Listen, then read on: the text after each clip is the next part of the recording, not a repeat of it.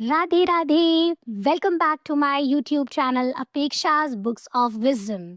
आज हम भगवत गीता की सीरीज का पहला अध्याय शुरू करने वाले हैं।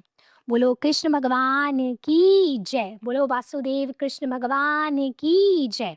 धृतराष्ट्र बोले, हे संजय, धर्म भूमि कुरुक्षेत्र में इकट्ठे हुए युद्ध की इच्छा वाले मेरे और पांडु के पुत्रों ने क्या किया। इस पर संजय बोले, उस समय राजा दुर्योधन ने व्यूह रचना युक्त पांडवों की सेना को देखकर द्रोणाचार्य के पास जाकर यह वचन कहा, हे आचार्य, आपके बुद्धिमान शिष्य द्रुपद पुत्र धृष्टद्युम्न द्वारा व्यूहकार खड़ी की हुई पांडव पुत्रों की इस बड़ी भारी सेना को देखिए। इस सेना में बड़े बड़े धनुषों वाले युद्ध में भीम और अर्जुन के समान बहुत से शूरवीर हैं, जैसे सात्विक और विराट तथा महारथी राजा द्रुपद और धृष्टकेतु चेकितान तथा बलवान काशीराज पुरुजित, कुंती भोज और मनुष्यों में शेष शैव्य और पराक्रमी युधा मन्यु तथा बलवान उत्तम मौजा सुभद्रा पुत्र अभिमन्यु और द्रौपदी के पांचों पुत्र, ये सभी महारथी हैं। हे ब्राह्मण श्रेष्ठ, हमारे पक्ष में भी जो प्रधान हैं उनको आप समझ लीजिए। आपके जानने के लिए मेरी सेना के जो सेनापति हैं उनको कहता हूँ।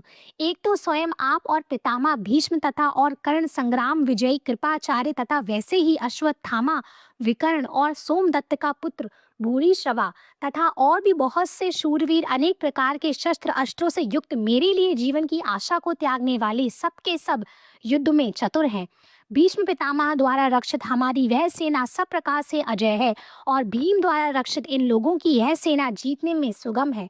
इसलिए सब मोर्चों पर अपनी अपनी जगह स्थित रहते हुए आप लोग सबके सब निःसंदेह भीष्म पितामह की ओर से सब ओर से रक्षा करें। इस प्रकार द्रोणाचार्य से कहते हुए दुर्योधन के वचनों को सुनकर कौरवों में वृद्ध बड़े प्रतापी पितामह के भीष्म ने उस दुर्योधन के हृदय में हर्ष उत्पन्न करते हुए उच्च स्वर से सिंहनाद की समान गर्ज कर शंख बजाया।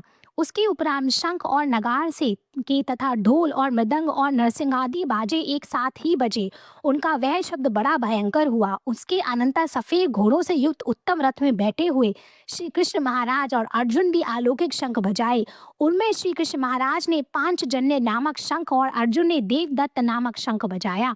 भयानक कर्म वाले भीमसेन ने पौंड्र नामक महाशंख बजाया।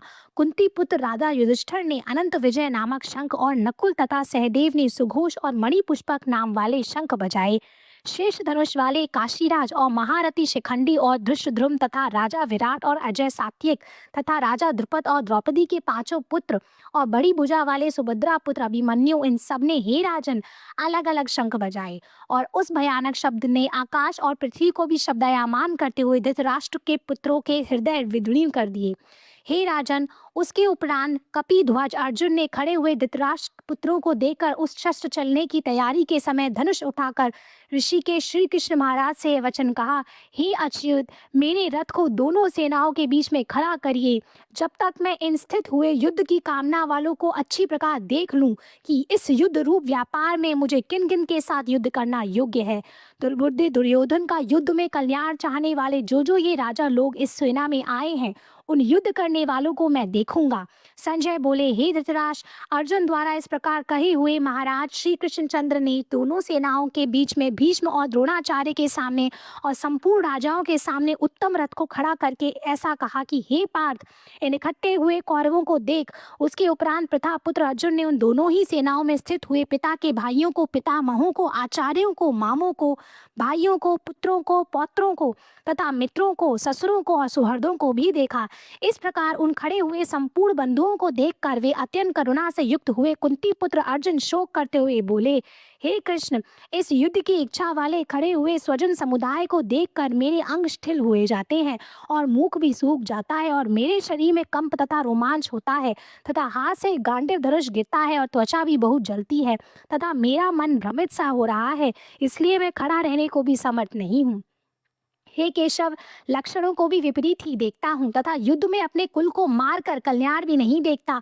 हे कृष्ण, मैं विजय नहीं चाहता और राज्य तथा सुख को भी नहीं चाहता। हे गोविंद, हमें राज्य से क्या प्रयोजन है अथवा भोगों से और जीवन से भी क्या प्रयोजन है, क्योंकि हमें जिनके लिए राज्य भोग और सुखादिक इच्छित है वे ही यह सब धन और जीवन की आशा को त्याग कर युद्ध में खड़े हैं, जो कि गुरुजन, ताऊ, चाचे, लड़के और वैसे ही दादा, मामा, ससुर, पोते, साले तथा और भी संबंधी लोग हैं।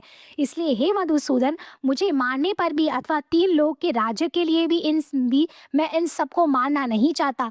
फिर पृथ्वी के लिए तो कहना ही क्या है। हे जनार्दन, धृतराष्ट्र के पुत्रों को मारकर भी हमें क्या प्रसन्नता होगी? इन आतताइयों को मारकर तो हमें पाप ही लगेगा। इससे हे माधव, अपने बांधव धृतराष्ट्र के पुत्रों को मारने के लिए हम योग्य नहीं हैं, क्योंकि अपने कुटुंब को मारकर हम कैसे सुखी होंगे? यद्यपि लोभ से भ्रष्टचित्त हुए ये लोग कुल के नाशकृत दोष को और मित्रों के साथ विरोध करने में पाप को नहीं देखते हैं, परंतु हे जनार्दन, कुल के नाश करने से होते हुए दोष को जानने वाले हम लोग को इस पाप के हटने के लिए क्यों क्यों नहीं विचार करना चाहिए? क्योंकि कुल के नाश होने से सनातन कुल धर्म नष्ट हो जाते हैं। धर्म के नाश होने से संपूर्ण कुल को पाप भी बहुत दबा लेता है। तथा हे कृष्ण, पाप के अधिक बढ़ जाने से कुल की स्त्रियां दूषित होती हैं, और वार्ष्णेय स्त्रियों के दूषित होने पर वर्ण संकर उत्पन्न होता है, और वह वर्ण संकर कुल घातियों को और कुल को नरक में ले जाने के लिए होता है। लोप हुई पिंड और जल की क्रिया वाले इनके पितर लोग भी गिर जाते हैं, और इन वर्ण संकर कारक दोषों से कुल घातियों के सनातन कुल धर्म और जाति धर्म नष्ट हो जाते हैं। तथा हे जनार्दन, नष्ट हुए कुल धर्म वाले मनुष्यों को अनंत काल तक नरक में वास होता है, ऐसा हमने सुना है। अहो, शोक है कि हम लोग बुद्धिमान होकर भी महान पाप करने को तैयार हुए हैं, जो कि राज्य और सुख के लोभ से अपने कुल को मारने के लिए उद्धत हुए हैं। यदि मुझ शस्त्र रहित ना सामना करने वाले शस्त्रधारी धृतराष्ट्र के पुत्र रण में मारे, तो वह मारना भी मेरे लिए अति कल्याणकारक होगा। संजय बोले, रणभूमि शोक से उद्विग्न मन वाले अर्जुन इस प्रकार कहकर बाण सहित धनुष को त्याग कर रथ के पिछले भाग में बैठ गए। बोलो कृष्ण भगवान की जय। बोलो वासुदेव कृष्ण भगवान की जय।